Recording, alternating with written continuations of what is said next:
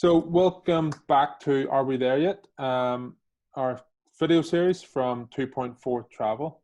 And this week we are chatting to Lauren Davies. Hey Lauren, how are you? Hi. Keeping well? I'm good, thank you. Talking to you from Northumberland. Yeah, so how, apart from a bit of rain, I believe, how is Northumberland? Still beautiful? It's been lovely actually. We felt quite lucky, especially at this time, to be living here because we live on the beach in Northumberland and it's a quiet beach as well. It's just sort of dog walker beach and surfers. So we have been able to benefit from being on the beach. Nice. We didn't surf during lockdown until lockdown eased a little bit.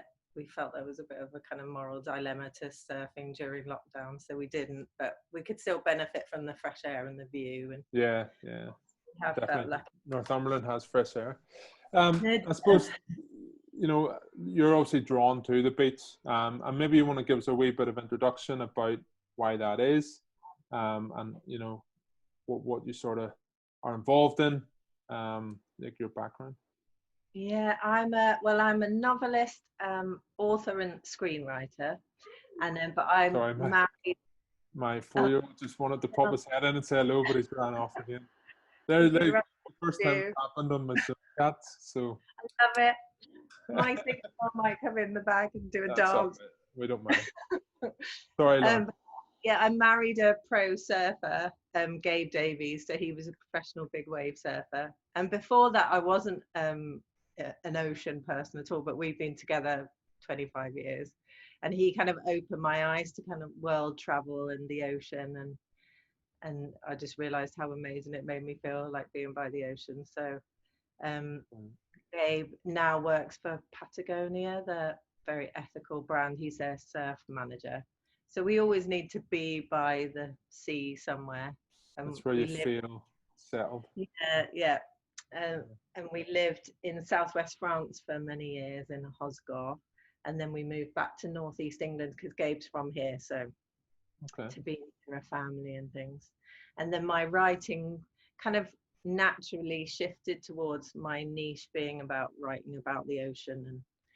And I'm driven by story, but it tends to be around the ocean, apart from one project I'm doing at the moment.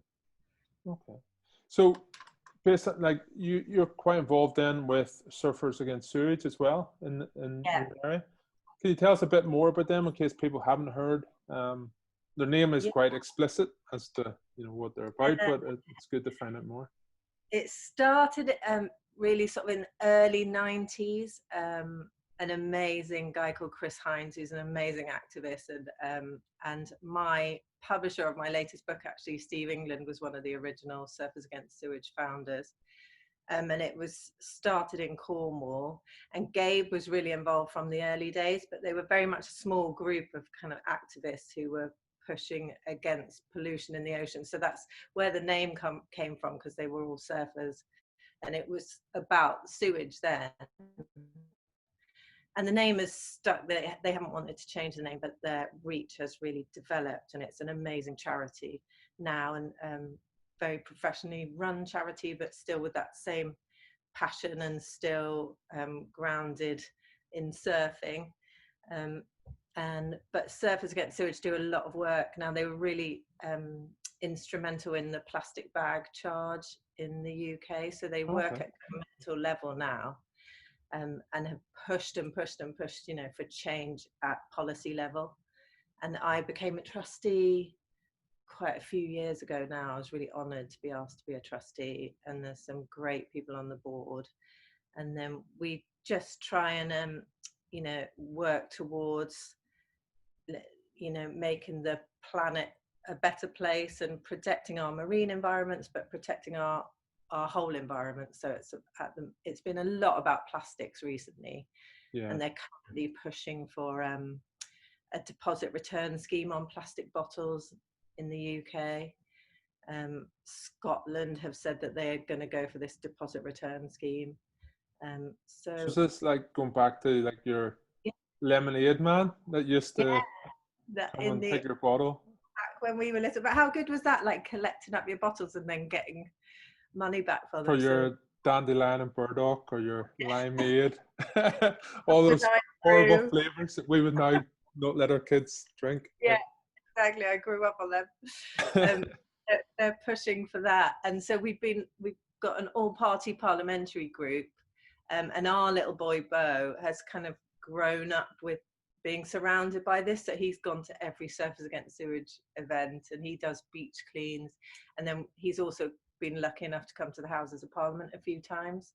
The all-party parliamentary group, and that's kind of what led to my children's book, because I realized the power of these young voices.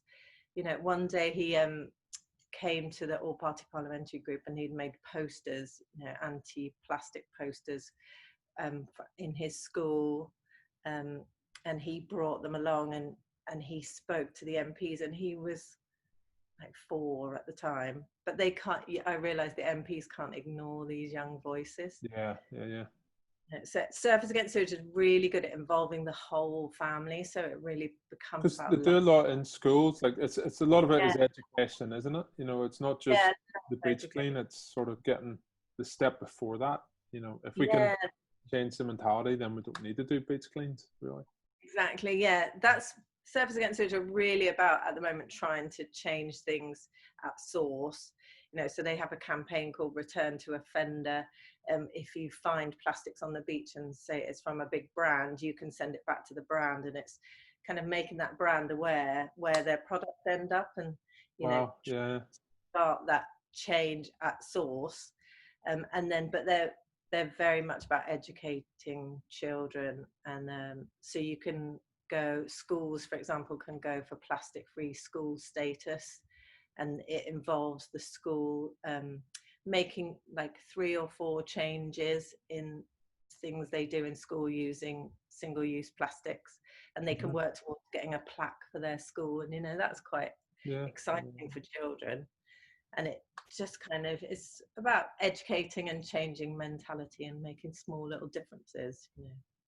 Yeah, because I think, like, I've sort of noticed, you know, in various parts of the world, like, you know, we all know it is such a big issue, but a lot of time, you know, you see fantastic projects like beach cleans and getting the whole community involved and stuff. But I noticed you guys sort of talk about like mini beach cleans as well, which is, it's just your family doing it, isn't it? Like it's, you know, and I sort of feel like, why do we always wait for these big projects? You know, why not just, if everybody does a bit, every time you're at the beach or every time you're, you know, on a certain walkway or something, then it's going to help. Yeah, that's how we've sort of tried to encourage Bo, because the big events are amazing, and it is lovely to see lots of families and lots of children come together, but that involves a lot of organisation. Whereas when we go surfing here, we, you know, often we're wearing gloves, so luckily, because the water's so cold. It's so cold. So then when we come out, we'll try and pick up a few bits of rubbish that we see, or bits of plastic, because you know, you have to be careful what you're picking up, but because we're wearing gloves. So if he, well, now he does it himself. If he sees plastics, he wants to pick that up on the way home. But there is another charity, 2 Minute Beach Clean, and run by an amazing guy, Martin Dory. So he started that idea of take 2 minutes and make difference. So he has 2 Minute Beach Clean stations set up around the UK, and so just encouraging people, like you said, to take a couple of minutes. Just if we all did that, picked up a few bits of litter, it makes a difference. That's because it's very much as a brand. That's what we always talk about. It's like, it's just those little changes, and if everybody makes those little changes, then, you know, looks at it, as you said, at source. But yeah, like we all need change, you know, at a higher level. So that's kind of what Surfers Against Sewage are doing, and what we try to do to, you know, encourage. We need change at the supermarket level, for example. But I'm trying to say to people through my book, you know, you can do so much, and then if our voice gets louder and louder and louder, then hopefully these changes will start to happen at supermarket level. So tell us about this book. It's really cool. Little Turtle Turns the Tide. Excellent. I love the name. Yeah, no, I love turtles. So and I wanted it to be a little hero, because the message really is that small things can do great big things, and meaning like you know, children can make a huge difference, and small changes can make a huge difference. So and a percentage of the proceeds go back to SAS, because we wanted to make a difference to the cause.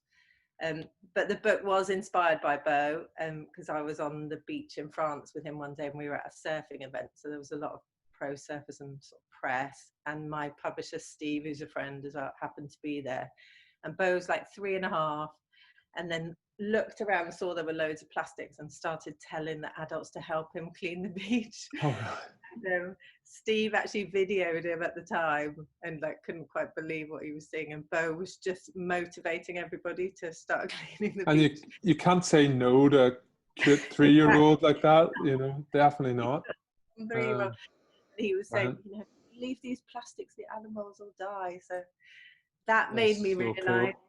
the power of that, really. And it made me realize as well that children want to know about these issues. Yeah. But then I did have some resistance from sort of mainstream publishers along the way, saying, well, do children want to know about this kind of thing?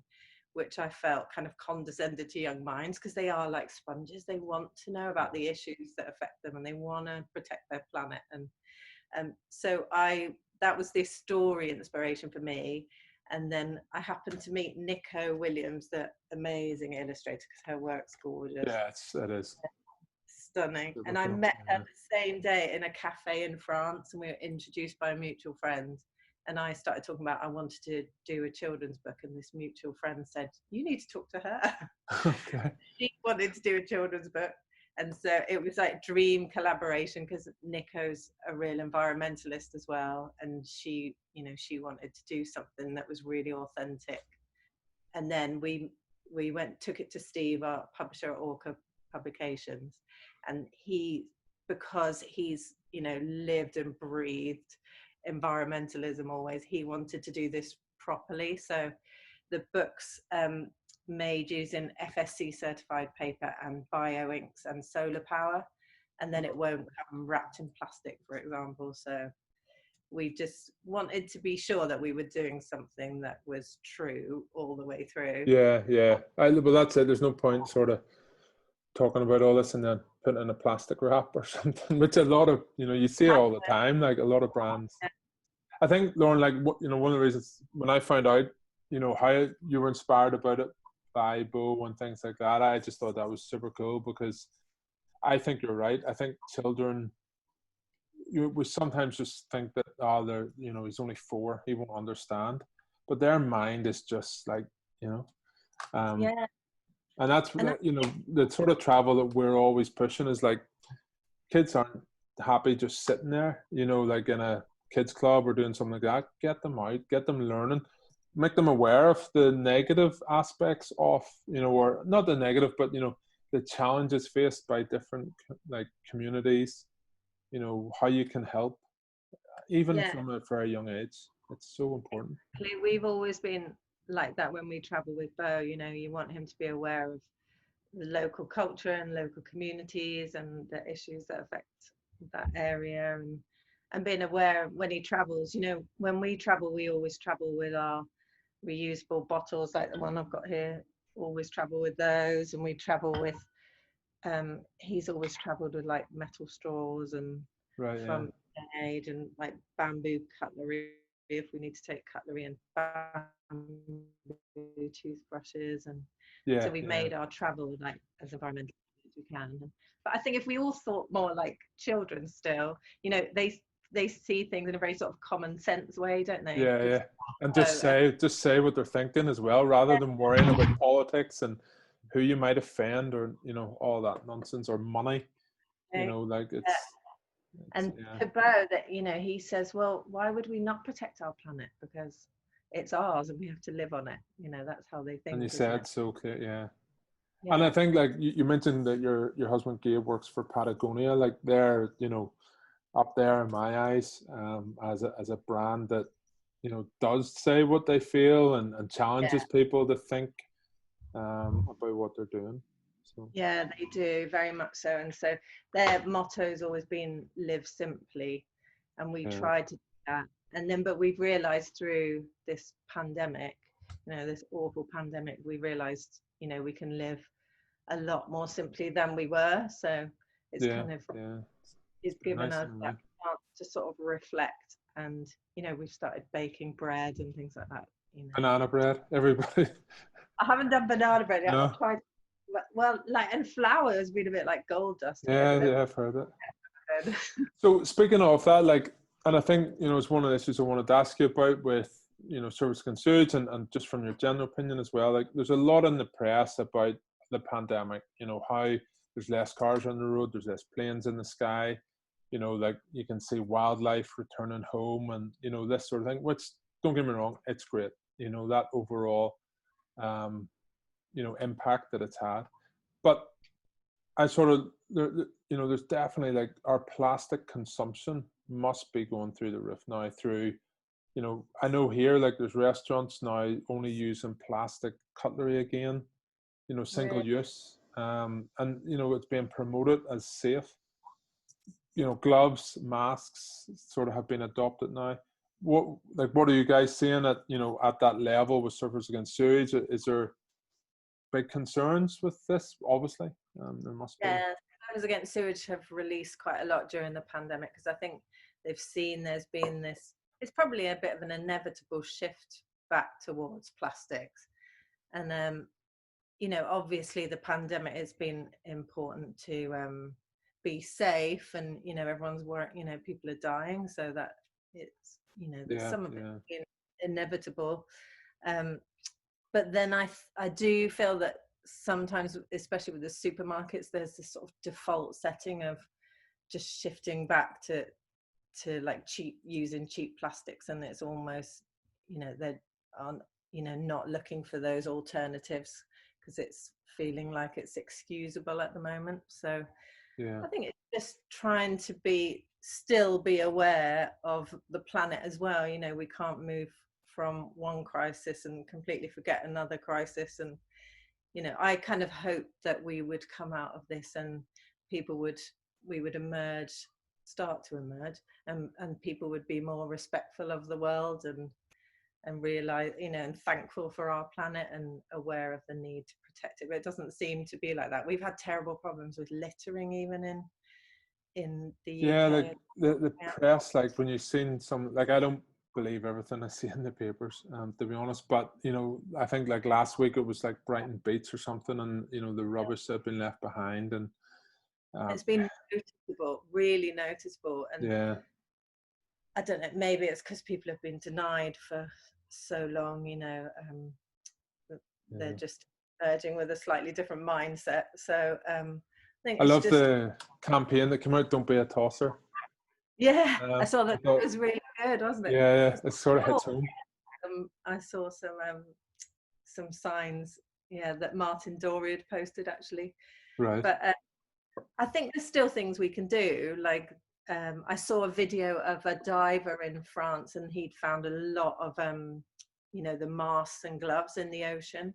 And obviously we don't want that to be happening. So we've got reusable masks, and Surfers Against Sewage had released research saying that's, you know, just as safe, the reusable mask, and it's fabric, and then it'll be washed. And, you know, we've got reusable gloves, and they'll be washed. And so I think that has been part of the issue. Like, there's so much misinformation out there, you know, for people. Like, our cloth, well, a lot of people are arguing, are masks worth it?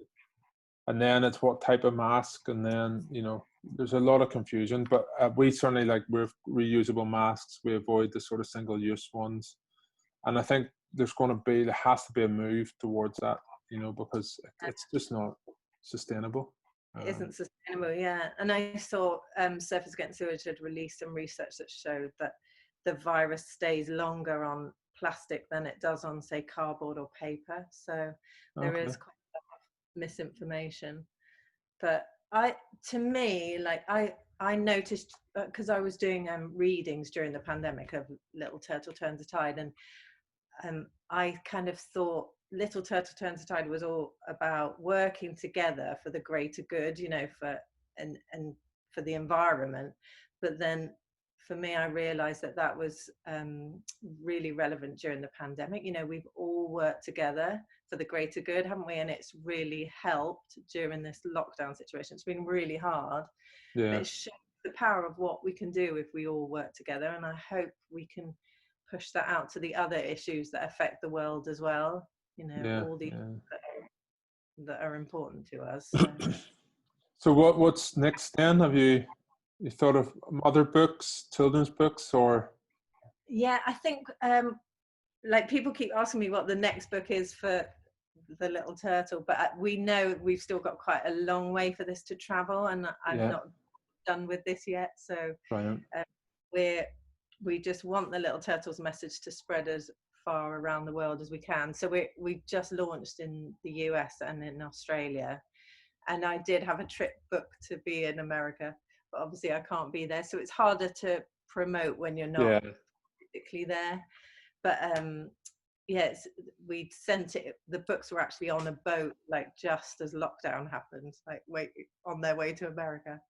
So we've just launched there and gone into, you know, stores like Barnes and Noble and stuff. And so we get the little turtle to do his travels around the world.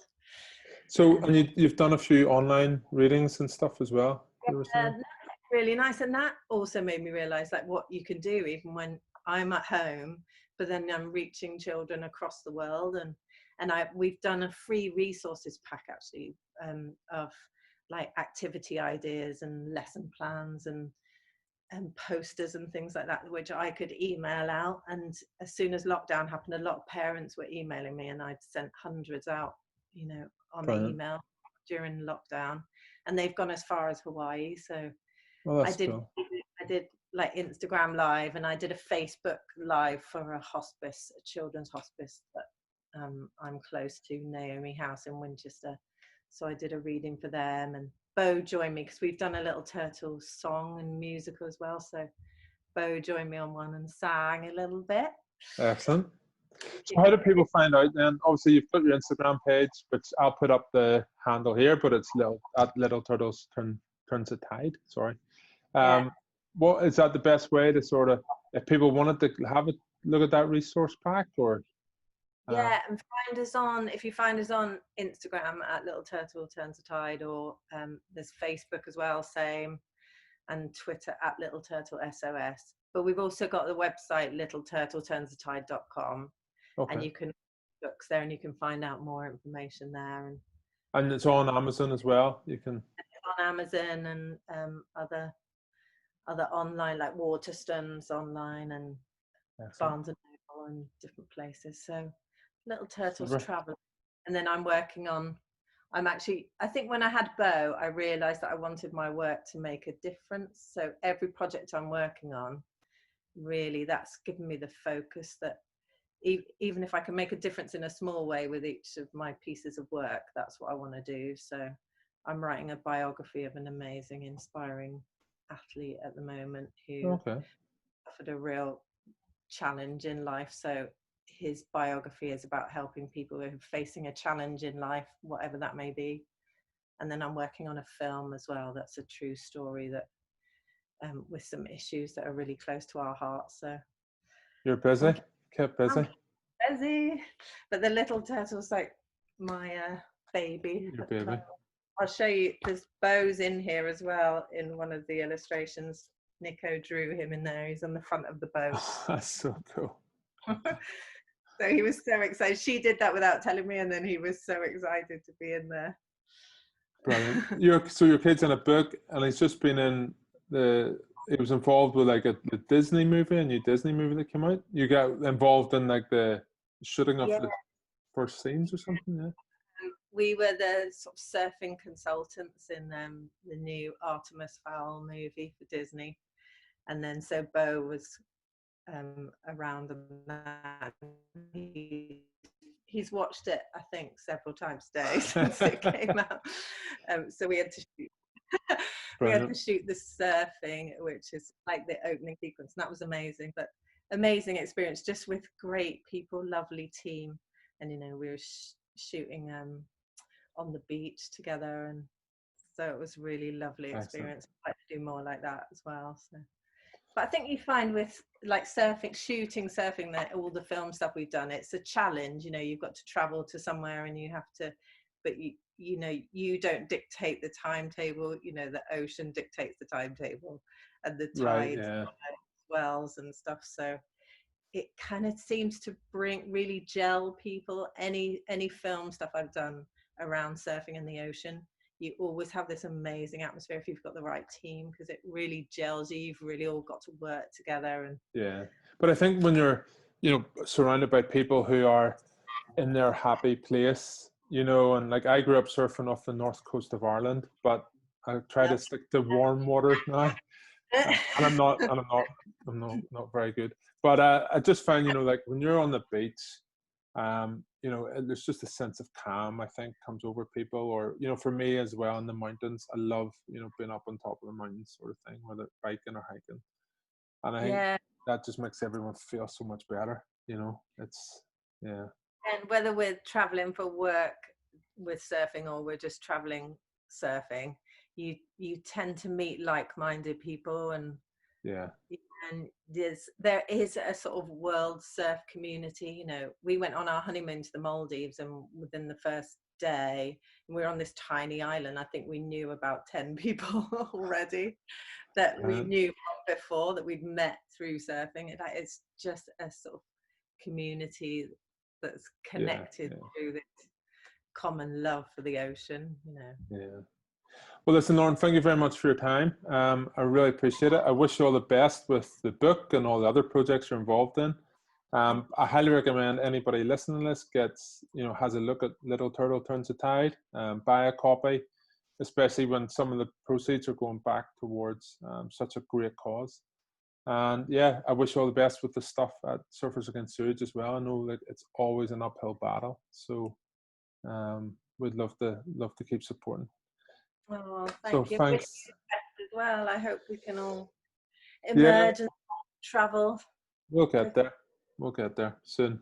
Soon. Well, thanks for your support. Excellent, Lauren. Really, really nice to speak to you. And yeah, we'll chat again soon. Okay, lovely Cheers. Take chatting. care.